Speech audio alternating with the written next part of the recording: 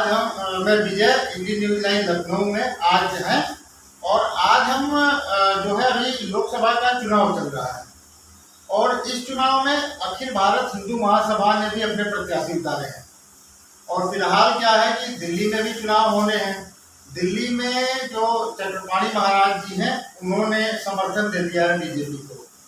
और यूपी की स्थिति क्या होगी और इस चुनाव में जो प्रत्याशी लड़ाए गए हैं यहाँ पे, तो वहाँ क्या स्थिति रहेगी, क्या ये लोग बीजेपी के साथ जाएंगे या किसी अन्य पार्टी के साथ जाएंगे या अकेले खुद का चुनाव लड़ेंगे, इन सभी बातों को जानकारी लेने के लिए आज हम जो उत्तर प्रदेश के जो प्रदेश अध्यक्ष हैं अखिल भारत हिंदू महासभा के ऋषि त्रिवेदी जी, आज हम इनसे बात करते हैं। जी ऋषि त्रिवेदी जी नमस्ते। जी मैं पहले ये पूछना चाहता था कि अभी लोकसभा का चुनाव है और आपके जो मुखिया इस तरह से मान लें जो अखिल भारत हिंदू महासभा के हैं चक्रपाणी महाराज जी, उन्होंने दिल्ली में बीजेपी को समर्थन कर दिया है, ठीक है। तो आपका यूपी में क्या है, यूपी में भी समर्थन रहेगा, किया है या रहेगा, या फिर आगे अकेले चुनाव लड़ना है, क्या है, थोड़ा सा बताएं। हिंदू महासभा उत्तर प्रदेश में स्वतंत्र रूप से चुनाव लड़ रही है। अभी कल हम लोगों ने गोरखपुर और देवरिया का नामांकन कराया है। गोरखपुर से हमारे सुधांशु कुमार श्रीवास्तव जी हैं और अशोक श्रीवास्तव जी हमारे देवरिया से प्रत्याशी हैं। ऐसे करके भी जौनपुर में हमने प्रत्याशी करा किया, उसका भी नामांकन हो गया है। सलेमपुर जो देवरिया की दूसरी सीट है वहाँ पर भी नामांकन हो चुका है। ऐसे करके हम लगभग 14 से 15 प्रत्याशी भी हमारे उत्तर प्रदेश में हैं जो कि चुनाव लड़ रहे हैं। अच्छा, तो आपने मतलब अभी फिलहाल जो है आप यूपी में किसी के साथ समर्थन नहीं है? किसी के साथ कोई समर्थन नहीं, कोई समझौता नहीं, स्वतंत्र रूप से हिंदू महासभा चुनाव लड़ रही है। अच्छा, क्योंकि मैसेज ये जा रहा था कि दिल्ली में समर्थन किया गया, तो हो सकता है कि दिल्ली में राष्ट्रीय अध्यक्ष जी ने सभी 700 सीटों पे समर्थन कर दिया है बीजेपी को। वहाँ पे क्या स्थिति रही, क्या कारण रहा, ये राष्ट्रीय अध्यक्ष जी भली बात बता सकते हैं, लेकिन उत्तर प्रदेश में ऐसी कोई गाइडलाइन, ऐसा कोई आदेश जारी नहीं हुआ। अच्छा, ऐसी कुछ चीजें आ रही थी, जैसे मैंने अभी अखबारों में पढ़ा और कुछ चीजें समझ में आई थी कि जैसे आप लोगों के कुछ प्रत्याशियों के जो नामांकन है वो खारिज कराए जा रहे हैं या फिर वो कुछ मैसेज वायरल कराया जा रहा है कि आपके नामांकन, कुछ ऐसा है क्या आपके? ये सही बात है आपकी, क्योंकि हमारा संभल का प्रत्याशी का नामांकन खारिज कराया गया, बागपत से हमारे नामांकन खारिज कराया गया, गाजीपुर से हमारा नामांकन खारिज कराया गया। जहाँ तक, क्योंकि एक जगह गलती हो सकती, 2 जगह गलती हो सकती, हर जगह गलती नहीं हो सकती है, कहीं ना कहीं कुछ जरूर अंदर चल रहा है जिस वजह से हमारे प्रत्याशियों का नामांकन खारिज हो रहा है। क्या इसकी वजह आप बीजेपी को मानते हैं या कोई अन्य दल? बीजेपी खुद मानती है कि हिंदू महासभा चुनाव लड़ती है तो कहीं ना कहीं मेरा नुकसान होगा, क्योंकि तभी ये, बाकी अन्य दलों का इसमें कोई ऐसे रोल नहीं है, क्योंकि बीजेपी नहीं चाहते कि हिंदू महासभा चुनाव लड़े, क्योंकि मैं आपके चैनल से स्पष्ट करना चाहता हूँ। अच्छा, अभी जो इलेक्शन में जो चल रहा है, अभी तो मतलब कई चरण के चुनाव हुए हैं, तो इससे स्थिति को कुछ स्पष्ट, आप इसके बारे में क्या कहना चाहेंगे? अभी जो इलेक्शन हुआ है, नहीं, चुनाव चल रहा है, जो भी स्थिति है उनको आप लोग भी देख रहे हैं, कांटे की टक्कर है।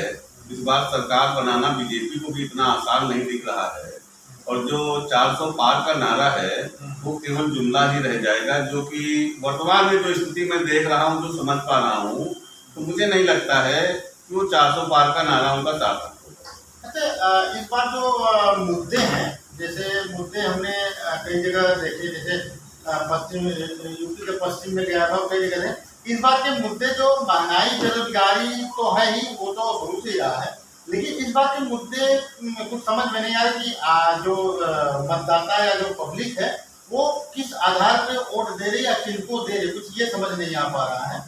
नहीं, जैसे कि भाजपा की बात कर रहे हैं, तो भाजपा को इस बार जो भी चुनाव हो रहा, आपने देखा होगा कि अधिकांश 70% टिकट भाजपा ने जो दिए पुराने ही प्रत्याशियों को मैदान में उतारा है और कहीं ना कहीं उनको ये लग भी रहा है कि जो पुराने प्रत्याशी उन पर ही दाव आजमाया जाए, क्योंकि नया चेहरा मार्केट पे उतारने से, प्रत्याशी बनाने से वो भी हिचक रहे कि पता नहीं क्या रिजल्ट आए। इसलिए उनको लगता है कि पुराने प्रत्याशी जो है वो सशक्त है, मजबूत है और उनका जो भी वर्चस्व है उसी के अनुसार उन्होंने टिकट दिया है। और रही मुद्दे की बात, तो मुद्दा उनके पास कोई नया मुद्दा ही नहीं है। जो मुद्दा हिंदू महासभा का है उसी मुद्दे पे वो काम कर रहे हैं, चाहे राम जन्मभूमि का मुद्दा हो, चाहे कृष्ण जन्मभूमि का मुद्दा हो, चाहे ज्ञान वापी का हो या लक्ष्मण टीला का हो या भोजशाला मंदिर बीएमपी का हो। जो भी हमारे मठ मंदिरों की बात है वो जो हिंदू महासभा जो कोर्ट में भी है, रोड में भी है, उसी पर वो भी काम कर रहे हैं। जैसे हिंदू महासभा कोई बयान जारी करती है, तुरंत कोई ना कोई भाजपा का बड़ा नेता उसके कटाक्ष में तुरंत बोलता है कि नहीं ये अयोध्या तो अभी था और मतलब झांकी है और मथुरा और बनारस बाकी है। ऐसे करके कोई ना कोई बड़ा नेता, जैसे भी स्वामी क्या नाम है केशव प्रसाद मौर्य ने बोल दिया। जैसे हिंदू महासभा ने कहा कि नहीं मथुरा की बात की, वैसे उन्होंने अपने ट्वीट कर दिया। तो ऐसे करके उस मुद्दा तो एक ही है हिंदू महासभा का, उसी को भुनाने के काम कर रहे हैं। जैसे आपको भी आपके चैनल के माध्यम से बताना चाहूंगा कि राम जन्मभूमि का मुद्दा अखिल भारत हिंदू महासभा निर्मोही अखाड़ा दो ही लड़ा और तीसरा वहां पे कोई ना आरएसएस थी ना भाजपा थी। लेकिन आज सारा श्रेय जो है वो भाजपा को जाता कि भाजपा की सरकार रही तो मंदिर बन गया, नहीं तो नहीं बनता। जबकि भाजपा की सरकार होने न होने से कोई फर्क नहीं पड़ता, ये तो कोर्ट के आदेश से बना है। जनता भी जान रही है और सभी लोग जान रहे हैं कि ये कोर्ट का एक आदेश आया, उस आदेश के अनुसार मंदिर बना है, किसी के सरकार में रहने न रहने से नहीं बना। अच्छा, एक चीज है कि जैसे अच्छा मैं आपसे ये पूछा, जैसे केंद्र की सरकार हो या उत्तर प्रदेश की योगी सरकार हो, तो लोगों के पब्लिक के अंदर मैसेज ये जाता है कि ये लोग हिंदुत्ववादी विचारधारा को लेकर लड़ाई कर रहे हैं क्या जो भी है। तो आप भी हिंदुत्ववादी मतलब संस्था से जुड़े हुए हैं, तो क्या आपको जैसे लक्ष्मण टीला का भी, लखनऊ का लक्ष्मण टीला का मैटर उठाया आपने, तो क्या उसमें कभी या किसी अन्य मामले में जो हिंदुत्व के पक्ष में मामला है तो क्या उसमें समर्थन मिला आपको बीजेपी से या नहीं? कहीं से कोई समर्थन, कहीं कोई सहयोग मुझे नहीं मिला। मैं तो ये भी बताना चाहूंगा कि लक्ष्मण टीला के ही मामले में सब प्रथम बार मुझे जेल भेजा गया, जबकि हम एक न्यायिक यात्रा निकाले थे। लक्ष्मण टीला मुक्ति संकल्प यात्रा हमारी आह्वान थी विगत पिछले साल, और उस हमने आह्वान किया था और सरकार से मैंने उसकी प्रशासन से अनुमति मांगी थी। मेरी अनुमति को निरस्त कर दिया गया और मुझे उठा करके जेल भेज दिया गया। आप अनुमति न देते तो मैं वैसे भी यात्रा नहीं करता, जबकि मेरी सभी उच्च अधिकारियों से बात भी हुई। लेकिन ये कहीं ना कहीं दबाने का प्रयास है कि हिंदू महासभा खड़ी न हो सके।